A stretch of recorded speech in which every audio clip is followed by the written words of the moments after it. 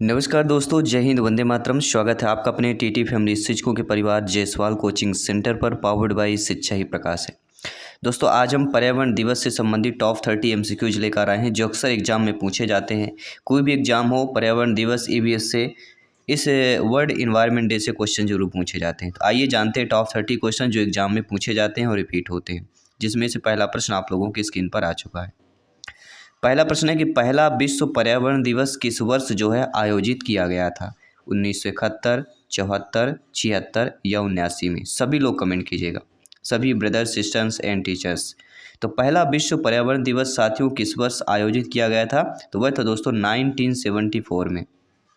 जी हाँ दोस्तों, 1974 के बाद विश्व में पर्यावरण दिवस हर साल जो है 5 जून को मनाया जाता है। इसके साथ ही साथियों आपका सेकंड क्वेश्चन है जो स्क्रीन पर है आपके। क्या पूछा जा रहा है आइए जान लेते हैं। सेकंड प्रश्न यह है कि विश्व पर्यावरण दिवस 2020 की थीम क्या थी? थीम्स पूछी जाती है ज़्यादातर। वायु प्रदूषण, 7 बिलियन लोग, 1 planet, 1 consumer with care, raise your voice not the sea level, या जैव विविधता बायोडाइवर्सिटी की बात करते हैं। तो विश्व पर्यावरण दिवस जो 2020 की थीम थी दोस्तों, वह थी बायोडाइवर्सिटी अर्थात जैव विविधता। ठीक है, फोर्थ ऑप्शन यहाँ पे सही हो जाएगा। विश्व पर्यावरण 2020 का जो थीम थी जैव विविधता अर्थात बायोडाइवर्सिटी की बात होती है। वायु प्रदूषण, एयर पोल्यूशन जो है ये 2019 का थीम था। सेव बिलियन लोग, 1 प्लेनेट, कंज्यूमर विद केयर, ये 2015 का थीम था। इसके साथ raise your voice not the sea level, ये 2014 का थीम थे। तो थीम्स पूछी जाती हैं और हर साल की अलग थीम्स होती है, सभी लोग आप लोग जानते भी होंगे। ठीक है, तो प्रत्येक वर्ष की थीम जो है आपको पता होना चाहिए। ईवीएस में सबसे ज़्यादा इम्पोर्टेंट आपका यही क्वेश्चंस बनते हैं। इसके बाद है किस थीम के तहत 2018 में भारत ने विश्व पर्यावरण दिवस मनाने की मेज़बानी की थी? तो 2018 में भारत में जो है मेज़बानी किया गया था विश्व पर्यावरण दिवस मनाने का। और 2018 में थीम क्या थी, जैसे हमने बताया भी है। तो 2018 की हमारी कौन सी थीम थी? तो वह थीम थी बीट प्लास्टिक प्रदूषण। क्या था? बीट प्लास्टिक प्रदूषण या पोल्यूशन। यह आपके 2018 की थीम थी, जो भारत जो है 2018 की विश्व पर्यावरण दिवस की थीम की मेज़बानी की थी।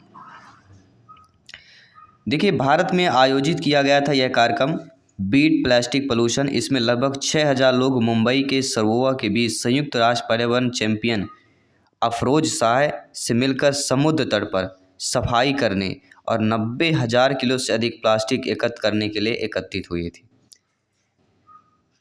इसके बाद आपका फोर्थ नंबर क्वेश्चन है कि कौन सा देश विश्व पर्यावरण दिवस 2020 की मेज़बानी किया है? ठीक है, तो 2020 की मेज़बानी कौन सा देश किया है? वह दोस्तों Colombia. First option is the right answer. जी हाँ दोस्तों, कोलंबिया विश्व पर्यावरण दिवस 2020 की मेज़बानी कर चुका है और यह थीम इसकी थी जैव विविधता पर ध्यान केंद्रित करना, और यह जर्मनी के साथ साझेदारी में किया गया था। इसके बाद आपका अगला प्रश्न है विश्व पर्यावरण दिवस से संबंधित वर्ल्ड एनवायरनमेंट डे एमसीक्यूज में संयुक्त राष्ट्र के तहत पर्यावरणीय मुद्दों पर पहला बड़ा सम्मेलन कब आयोजित किया गया? 1970, 71, 72 या 73 में आयोजित किया गया। तो संयुक्त राष्ट्र के तहत पर्यावरणीय मुद्दों पर पहला बड़ा सम्मेलन जब आयोजित किया गया था वह कहलाता है 1972 में किया गया था। जी हाँ साथियों, 1972 में आपके स्टॉकहोम स्वीडन में 5 से 16 जून तक आयोजित किया गया यह कार्यक्रम था। और इस सम्मेलन में conference on the human environment, Stockholm सम्मेलन के रूप में यह जाना भी जाता है। अगला प्रश्न है विश्व पर्यावरण दिवस पहली बार किस स्लोगन के तहत जो है मनाया गया था? जब पहली बार विश्व पर्यावरण दिवस मनाया गया था तो किस स्लोगन के तहत मनाया गया था? हमारे बच्चे के लिए केवल एक भविष्य, या कह सकते हैं कि केवल एक पृथ्वी, only one earth, a tree for fish, या पृथ्वी को उपहार। देखिए, विश्व पर्यावरण दिवस पहली बार जब सम्मेलन हुआ था उसका स्लोगन बनाया गया था पृथ्वी को उपहार, गिफ्ट टू द अर्थ। ठीक है, जब 1974 को विश्व पर्यावरण दिवस पहली बार मनाया गया तो उसमें स्लोगन दिया गया ओनली वन अर्थ, केवल एक पृथ्वी। इसके बाद अगला प्रश्न, पहली बार वेंगरी मथाई सहित पर्यावरण चैंपियन को वैश्विक 500 पुरस्कार किस वर्ष प्रदान किए गए थे? तो ये दोस्तों पुरस्कार 1987 में जो है प्रदान किए गए थे। थर्ड ऑप्शन यहाँ पे सही हो जाएगा। ठीक है। संयुक्त राष्ट्र पर्यावरण दिवस केन्या के नैरोबी के मुख्यालय में मनाया गया था, जिसमें वांगरी मथाही सहित पर्यावरण चैंपियन को अपने वैश्विक 500 पुरस्कार जो यहाँ पे प्रदान किए गए थे। आइए जानते हैं आपका अगला प्रश्न। अगला प्रश्न है, विश्व पर्यावरण दिवस के आयोजन के लिए कौन सा संगठन जिम्मेदार है? संयुक्त राष्ट्र पर्यावरण कार्यक्रम या UNEP जिसे हम बोलते हैं, विश्व वन्यजीव कोष WWF या ग्रीन पीस इंटरनेशनल या विश्व स्वास्थ्य संगठन WNET की बात करते हैं। तो आप सभी लोग जानते हैं विश्व पर्यावरण दिवस के आयोजन करने का जो संगठन जिम्मेदार है वह संयुक्त राष्ट्र पर्यावरण कार्यक्रम UNEP। कौन है दोस्तों? UNEP जिम्मेदार है। फर्स्ट ऑप्शन इधर राइट आंसर।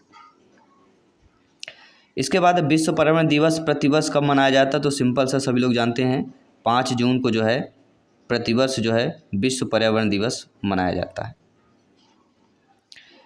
इसके साथ ही अगला प्रश्न है जो वो भी आपका इम्पोर्टेंट है, विश्व पर्यावरण दिवस 2023 का विषय क्या था? वायु प्रदूषण को मात देना, प्लास्टिक पर्यावरण का समाधान करना, जैव विविधता या जलवायु की क्रिया। देखिए पर्यावरण दिवस 2023 का जो थीम था वह था प्लास्टिक पर्यावरण का समाधान। B option is the right answer.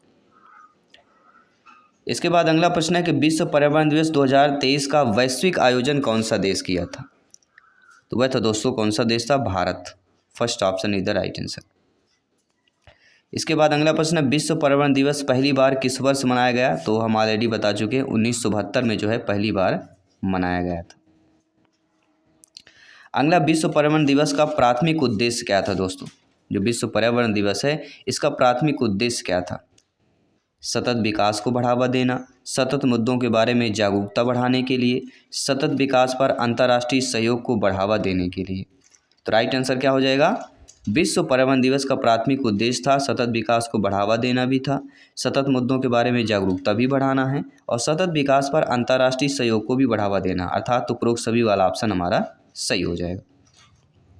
इसके बाद अगला प्रश्न है संयुक्त राष्ट्र ने किस दशक को पारिस्थितिकी तंत्र बहाली पर दशक घोषित किया? जी हाँ, पारिस्थितिकी तंत्र पर बहाली पर दशक घोषित किया था संयुक्त राष्ट्र ने। किस दशक को किया था? तो वह दशक आपका है 2020 टू 2030। यह ऐसा दशक है जिसे पारिस्थितिकी तंत्र बहाली दशक के नाम से जाना जाएगा। और किसने घोषित किया? संयुक्त राष्ट्र ने घोषित किया।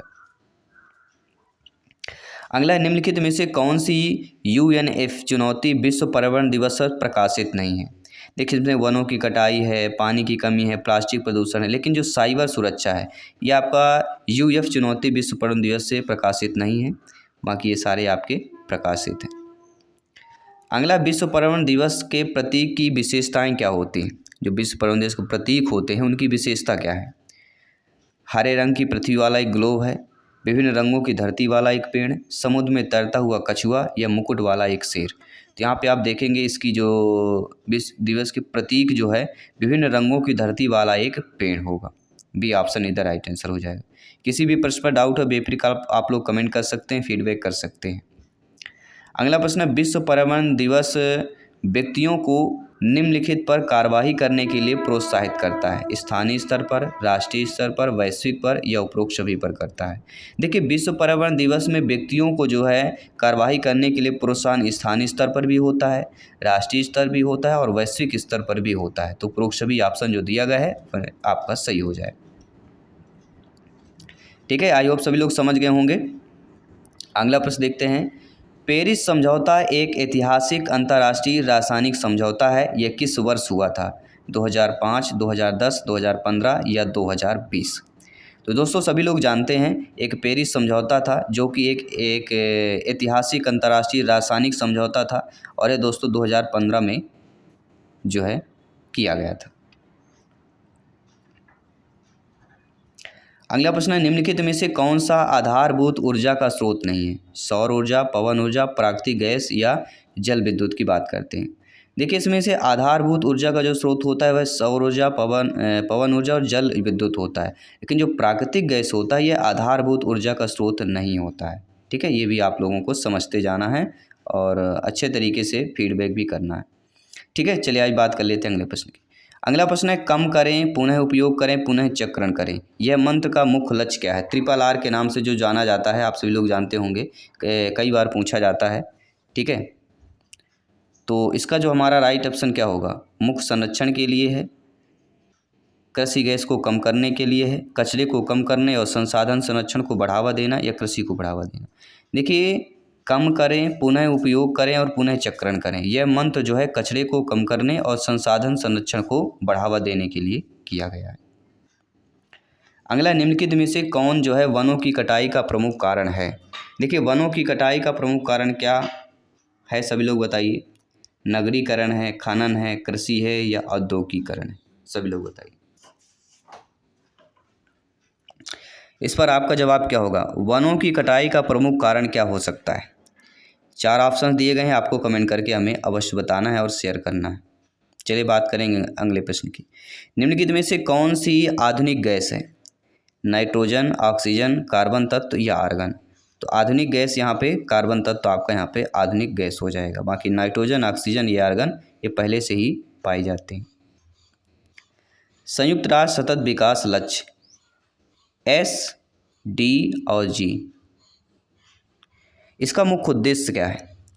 इसका मुख्य उद्देश्य है गरीबी को उन्मूलन करना, लैंगिक समानता सुनिश्चित करना, जलवायु परिवर्तन का मुकाबला करना। तो उपरोक्त सभी ऑप्शन जो है संयुक्त राष्ट्र सतत विकास लक्ष्य SDG का मुख्य उद्देश्य है। अगला प्रश्न है मानवीय गतिविधियों के कारण पृथ्वी के औसत तापमान में वृद्धि को क्या कहा जाता है? मानवीय गतिविधियों ने हमारे अकॉर्डिंग, हम जो चीज़ें करते हैं उसके अकॉर्डिंग पृथ्वी में औसत जो तापमान में वृद्धि हो रही है उसको ग्लोबल वार्मिंग, जलवायु परिवर्तन, ग्रामीण प्रभाव या ओजोन रिक्तीकरण कहा जाता है। सभी लोग बताइए।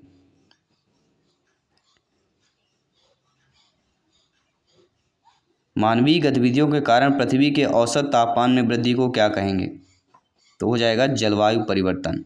Second option is the right answer. अगला प्रश्न है समुद्री पर्यावरण का सबसे बड़ा स्रोत कौन सा है? प्लास्टिक, तेल, सीवेज या भारी धातु? तो समुद्री पर्यावरण का सबसे बड़ा स्रोत प्लास्टिक हो जाएगा यहाँ पे। निम्नलिखित में से कौन सा हार्डवेयर संसाधन का उदाहरण है?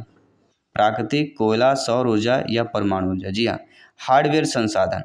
तो जो सौर ऊर्जा होता है ये हमारा हार्डवेयर संसाधन के अकॉर्डिंग आ जाता है।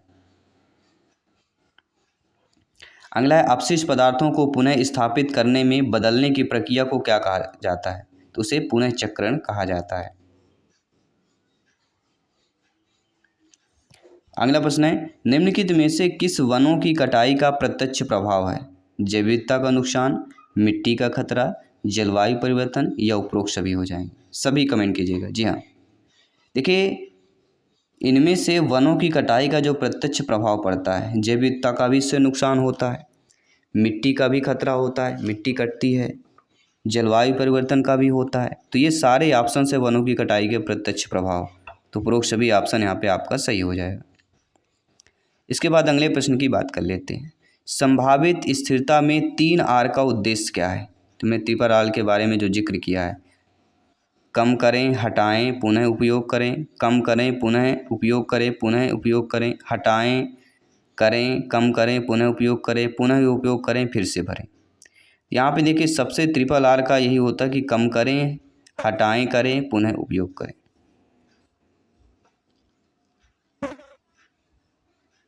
ठीक है, तो बी ऑप्शन यहाँ पे कम हो जाएगा, राइट आंसर हो जाएगा। इसके बाद 30 नंबर क्वेश्चन है जो आप लोगों की स्क्रीन पर है। किसी जमाव तंत्र को उसकी मूल स्थिति में बहाल करने की प्रक्रिया को क्या कहा जाता है? वनरोपण, संरक्षण, जलतंत्र प्रबंधन या प्राकृतिक पुनर्स्थापना? तो यहाँ पे हमारा राइट ऑप्शन क्या हो जाएगा? किसी जमाव तंत्र को उसकी मूल स्थिति में बहाल करने की प्रक्रिया को प्राकृतिक पुनर्स्थापना कहा जाता है। तो ये रहे दोस्तों टॉप 30 क्वेश्चंस। आई होप सभी लोग अच्छे तरीके से समझ गए होंगे। धन्यवाद।